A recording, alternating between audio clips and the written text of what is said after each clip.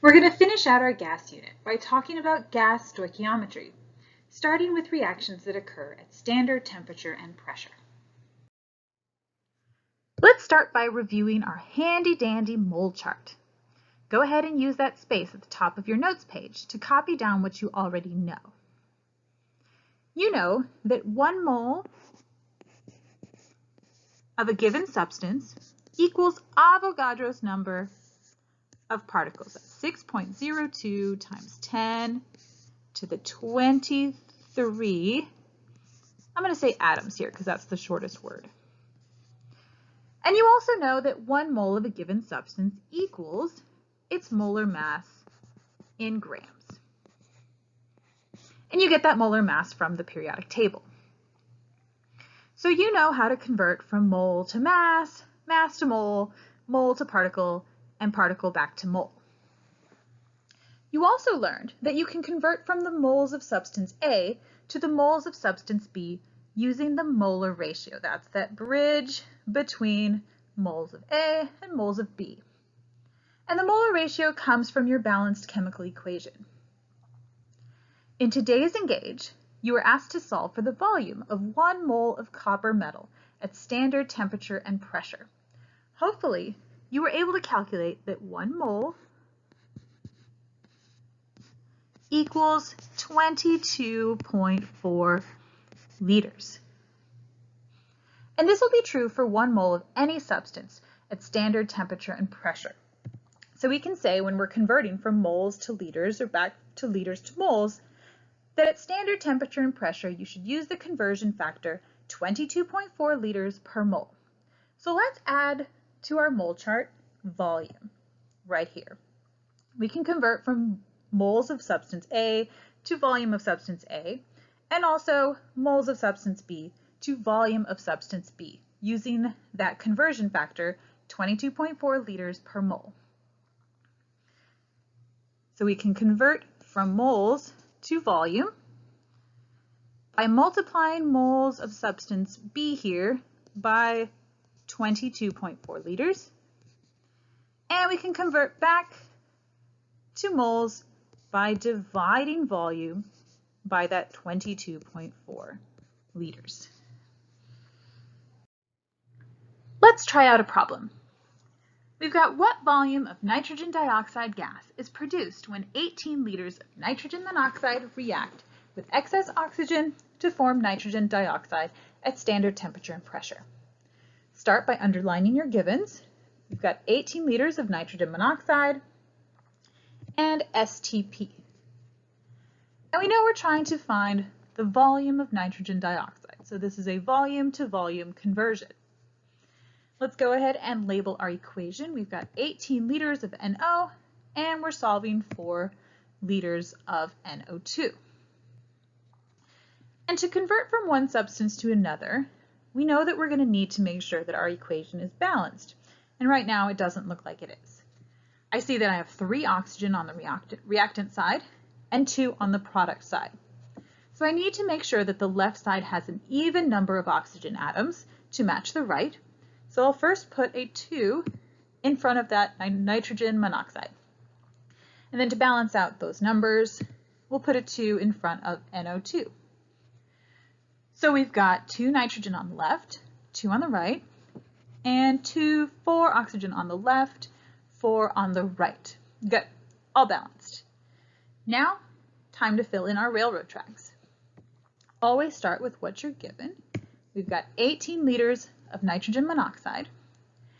And then looking back at your mole chart that you drew at the top of the page of your notes, we know that we can convert from volume of nitrogen monoxide to moles using our newest conversion factor. Okay, since this reaction is happening at standard temperature and pressure, we know that 1 mole equals 22.4 liters. Okay, so if we copy and paste our units diagonally down, we'll have liters of NO on the bottom. So we've got 22.4 liters of NO in 1 mole of NO. Next, we can convert from moles of nitrogen monoxide to moles of nitrogen dioxide with the molar ratio found using our balanced chemical equation. So copy and paste our units diagonally down, and at the bottom we'll have moles of nitrogen monoxide. We've got 2 moles of nitrogen monoxide, and for every 2 moles of NO reacted, we get 2 moles of our product. Finally, let's convert from moles of NO2 to liters of NO2. You can copy and paste moles of NO2 to the bottom. So we know that in 1 mole of NO2, there are 22.4 liters of NO2. Okay, check that all of our units cancel out. We've got liters of NO, and moles of NO2 canceling out. And we can put into our calculator 18 times 2 times 22.4 divided by 22.4 divided by 2. You should get 18 liters of NO2. Now notice that we get the same volume of NO2 as we had of NO. There is a little shortcut here. If we have equal numbers of moles of each of those gases, they'll occupy the same volume. So since we have a 2-to-2 ratio here, for every 2 moles of NO that react, we produce 2 moles of NO2. They both occupied 18 liters of space. Let's try one more. What volume of carbon dioxide forms from 126 grams of calcium carbonate at 101.32 kilopascal and 0 degrees Celsius? Let's underline our givens.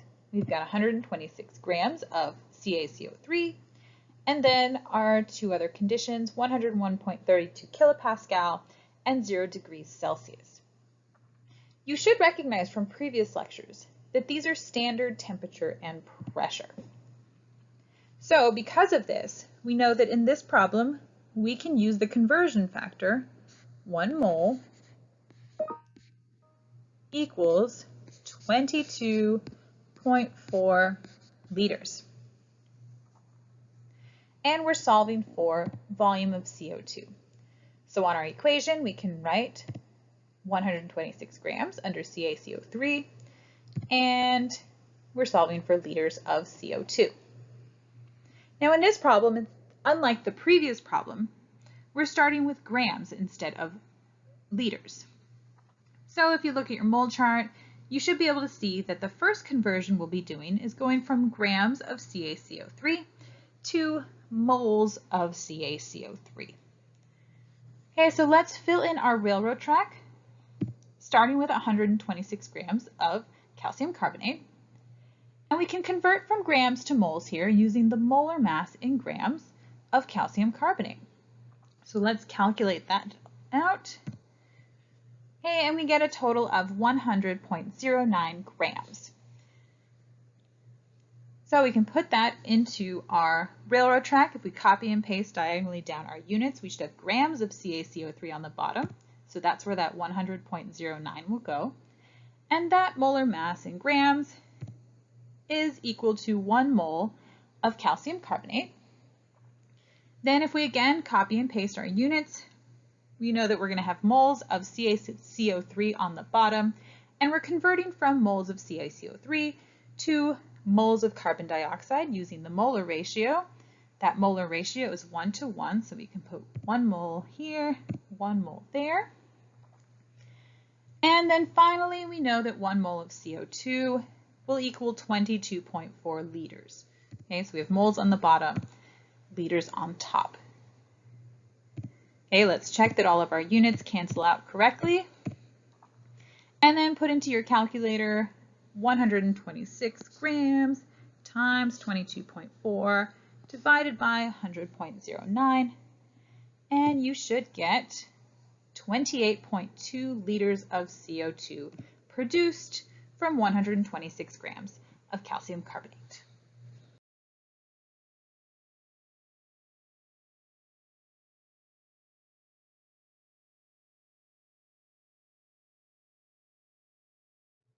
Now let's talk about gas stoichiometry in conditions that aren't at standard temperature and pressure.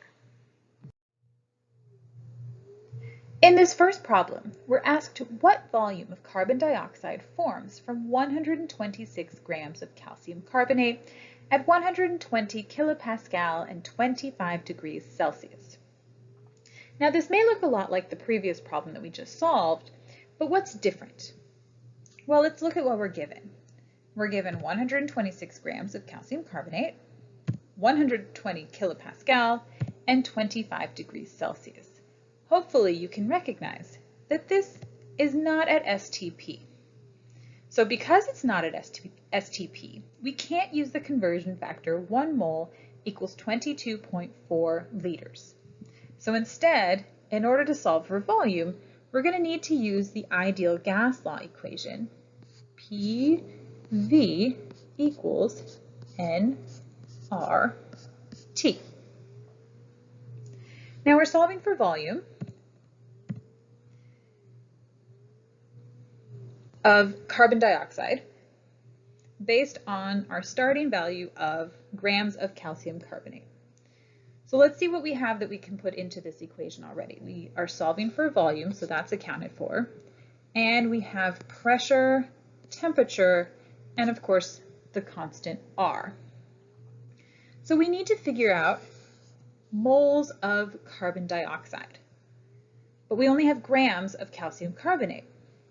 Well, if given grams, we can use stoichiometry to convert from grams of calcium carbonate to moles of carbon dioxide. So let's start. Let's start with our given. We've got 126 grams of calcium carbonate. And we already solved for the molar mass of calcium carbonate in the previous problem, so we can fill in the bottom here with 100.09 grams of calcium carbonate and the top 1 mole. Next, we can use molar ratio. Here in this equation, it's 1:1 to convert from moles of calcium carbonate to moles of CO2. If we divide 126 by 100.09 and double check that our units cancel out, we get 1.26 moles of carbon dioxide. Now we can continue this on the next slide and use this value for moles in our ideal gas law equation. Okay, so now that we've solved for moles, we can use the guess method. Okay, our givens now are P equals 120 kilopascal, V of course is our unknown, N equals 1.26 moles, that's what we solved in the previous slide, R equals 8.314 kilopascal liters per mole Kelvin, and temperature is 25 degrees Celsius or 298 K. Our equation is PV equals nRT. Since we're solving for volume, we'll need to isolate V by dividing both sides by pressure. That gets us V equals nRT over P. Next, substitute our variables and solve. You should get that 26.0 liters of carbon dioxide are produced from 126 grams of calcium carbonate. Now let's try one a little different. This problem asks how many grams of aluminum oxide are formed from 15 liters of oxygen at 0.960 atmospheres and 21 degrees Celsius. In this case, let's look at our givens. We're given liters of oxygen, pressure, and temperature. And just like the last problem, our pressure and temperature are non-standard. So again, in order to solve for grams, we won't be able to use the conversion factor 1 mole equals 22.4 liters. So in order to use stoichiometry to solve for grams, we first need to solve for moles of oxygen. And to do that, we start with the ideal gas law and calculate moles of oxygen. So let's list our givens. We've got pressure equals 0.960 atmospheres. Volume is 15 liters. Moles, N is what we're solving for, that's our unknown. R, in this case, we're going to use the constant that has atmospheres in its unit, so 0.0821.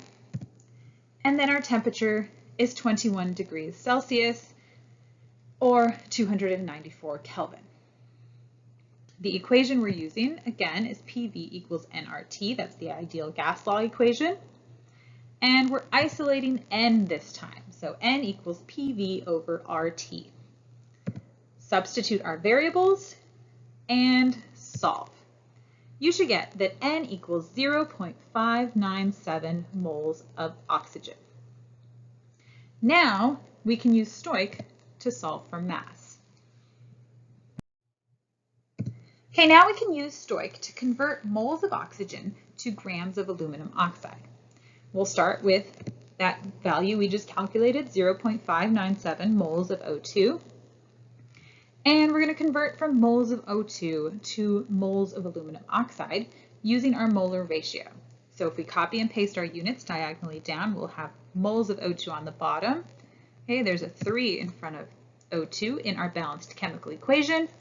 And on the top, 2 moles of aluminum oxide. Next, we can convert from moles to grams using our molar mass that we get from the periodic table. Aluminum oxide, if you calculate it, has a molar mass of 101.96 grams per 1 mole. So we can have 1 mole of aluminum oxide on the bottom and that molar mass, 101.96 grams on top. Check that all your units cancel out, and we're solving for grams, and you get 40.6 grams of aluminum oxide are produced from 15 liters of oxygen. Okay, that's it for this lesson. Make sure you complete the practice problems in your spiral and email your teacher if you have any questions. Have a great day.